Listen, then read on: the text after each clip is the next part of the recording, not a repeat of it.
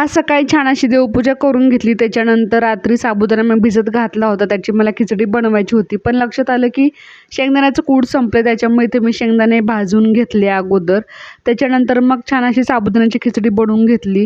त्याच्यासोबत रात्री मी कडधान्य भिजत घातले होते, तर ते सुद्धा छान असे वाफवून त्याच्यामध्ये कांदा टोमॅटो वगैरे टाकून ते सुद्धा खाण्यासाठी घेतलं होतं. त्याच्यानंतर दिवसभर काही शूट केलं नाही. त्याच्यानंतर मग संध्याकाळी आम्ही सगळेजण इथं बागेमध्ये आलो होतो. ह्या दोघांचं इथं खेळणं चालू होतं आणि मी फिरत होते. तोपर्यंत म्हटलं छान असं आपण कॅप्चर करू हा मुवमेंट. त्याच्यामुळे मग थोडंसं ते व्हिडिओ घेतला आहे इथे. त्यानंतर मग घरी आल्यानंतर जेवण वगैरे करून घेतलं. दुसऱ्या दिवशीचं वातावरण असं काहीतरी होतं पावसाचं. सध्या काही जास्त पाऊस नाही आहे, पण वातावरण तरी झालेलं होतं. म्हटलं बघू पाऊस येतोय का. माझा ट्रायपॉड थोडासा खराब झालेला होता, पण म्हटलं त्याने शूटिंग तर घ्यावं लागेल थोडंफार का होईना.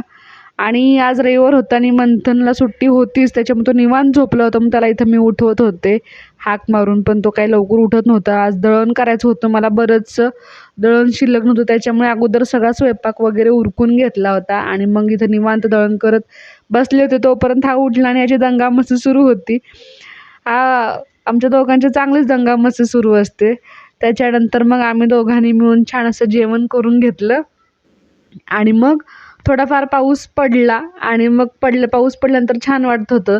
पाऊस थोडा वेळ थांबल्यानंतर उद्या वटपौर्णिमा असल्यामुळे त्याचं सगळं साहित्य आणायला मी इथं बाजारामध्ये आले होते.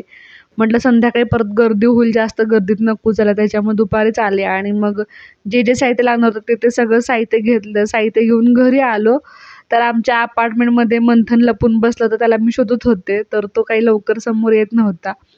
मी त्याला म्हटलं की अरे ओझं होते मला बॅगमध्ये, तर त्याने माझं ओझं हलकं करण्यासाठी हातात मेहंदीचा कोन घेतला आणि म्हणतोय आई तुझं ओझं आता कमी झाला असेल.